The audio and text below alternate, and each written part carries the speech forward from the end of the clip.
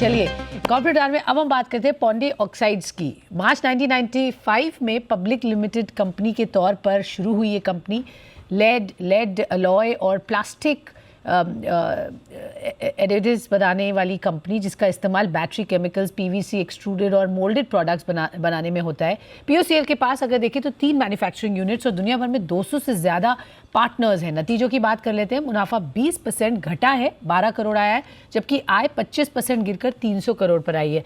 Margin कुछ हद तक स्टेबल रहे, 6% पर मार्जिन आए हैं। तिमाही नतीजों में क्या ट्रिगर्स थे, आगे का क्या आउटलुक है, ये जानने की कोशिश करते हैं। चलते हैं कंपनी के मैनेजिंग डायरेक्टर आशीष बंसल हमारे साथ शो में जुड़ रहे हैं, उनका स्वागत करते हैं। सर बहुत बहुत स्वागत है आपका। पहले तो नंबर्स पर आपकी प्रतिक्रिया चाहूँगी। जो कमज़ोर नंबर्स रहे, पैट गिरा है 15 से 12 करोड़, 100 करोड़ से करीब आपका रेवेन्यू घटा है, क्या वजह रही ऐसे नंबर्स की? Good afternoon, madam. Our quarter 2 has been more or less in line with our quarter 1. And अगर आप पिछले साल का FY 21-22 का भी आप फर्स्ट हाफ देखेंगे तो it was a marginal increase. I don't see a decrease. There is a 3% marginal increase in revenue on half yearly to half yearly basis. Last year we had a number of 644 crores for the half yearly ended revenues. And this year, right now, we have 664 crores. And in terms of our volumes, more or less, our volumes have remained in similar levels. It is only this that the LME has dropped almost close to 10%. And that has resulted in little lower this thing. But in terms of our sales, in terms of volume, has been intact, and our demand and our order book remains strong. आप half yearly basis पर देख रहे हैं, हमने year on year basis comparison में numbers देखे हैं और इसकी वजह से जो गिरावट दिख रही है वो है। बट जानना चाहेंगे कि एक्सपोर्ट सेल्स इस बार कैसी रही और कितना रेवेन्यू आप एक्सपोर्ट से गाना करते हैं अभी, और क्या आगे आउटलुक है, क्योंकि थोड़े से ग्लोबल मार्केट्स में अनसर्टेनिटीज़ बढ़ी हुई हैं इस वक्त। ग्लोबल मार्केट की अनसर्टेनिटी अभी भी कायम है। शिपिंग लाइन डिस्ट्रप्शंस, लॉजिस्टिक्स और सप्लाई चेन में अभी भी डिस्ट्रप्शंस दिख रहे हैं हमको। बट आर एक्सपोर्ट सेल्स जो हम करते हैं 60%, वो अभी भी इंटैक्ट है at 60% levels, and this will continue. And currently we are in the situation of renegotiating our contracts, क्योंकि काफी कुछ प्रोडक्शन कॉस्ट और बाकी related cost in terms of additives, chemicals सारे बढ़े हैं। So we are renegotiating our contracts with most of our global buyers and customers, because these contracts start from जनवरी.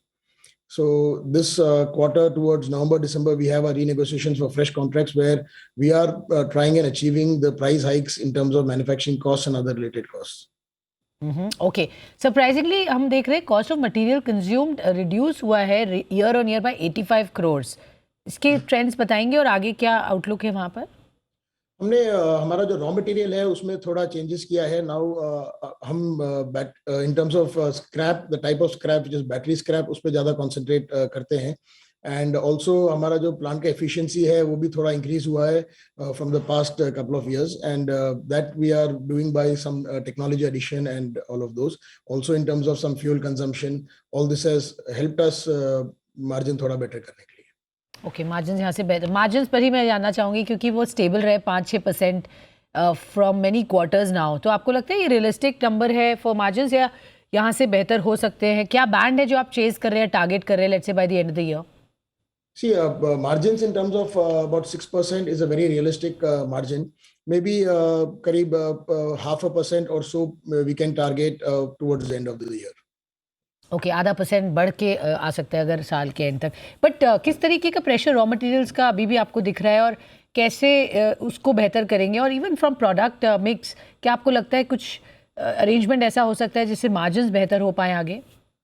सो अगर आप अभी भी देखेंगे तो जो क्वार्टर 1 और क्वार्टर 2 में जो थोड़ा रेवेन्यू ड्रॉप है, दैट इज बिकॉज हमने जो प्रोडक्ट मिक्स चेंज किया है, and we have taken more value added products and little lesser basic vanilla products, and इसके कारण भी थोड़ा मार्जिन क्या बोलते हैं, थोड़ा टॉप लाइन में चेंज आया है, but the bottom line intact रहा है।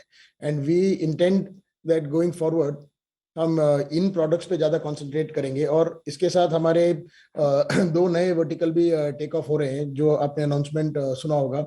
इन Q4 हमारा एल्युमिनियम का प्रोजेक्ट स्टार्ट हो जाएगा, and that will also add to our top line, and once it's stabilized to our bottom line. और हमारा जो सब्सिडरी कंपनी है POCL फ्यूचर टेक, उधर the plastics production is also started and that is also picking up slowly. So by Q4 we'll have these numbers also added in our top line. और मैं देख रही हूँ कि company is into smelting of battery scrap. किस तरीके की additional opportunities आप देखते हैं? जैसे इंक्रीजिंगली हम इलेक्ट्रिक व्हीकल सेल्स देख रहे हैं, वहाँ पर क्या ट्रेंड्स हैं? कितना कंट्रीब्यूशन अभी आपका उसका रेवेन्यू में आ रहा है और आगे क्या प्रोजेक्शंस हैं? See, जो EV vehicles हैं उसमें भी a part of lead acid batteries is being used, and that definitely is helping in terms of demand for the product. और गोइंग फॉरवर्ड हम जो लिथियम आयन का जो इतना चलन है उसका भी रिसाइकलिंग में we are looking into, and उसको भी हम फ्यूचर में देखेंगे if we can add that to our product portfolio. And currently in the next month, we are starting a new process of smelting for the same lead acid batteries, which is our green lead technology. And we are the first company in the world to commercialize this technology. And iska production and go live ho jayega December end tak. And that will also add little better manufacturing practices to the company. Okay, इसको quantify कैसे कर पाएंगे? इसका क्या मायने होगा आपके financial numbers पर? To start with this is more ये मोर ऑपरेशनल बेसिस के हिसाब से हमने इसको किया है, because this is a completely clean technology wherein there is no emission of any gases or any kind of pollution.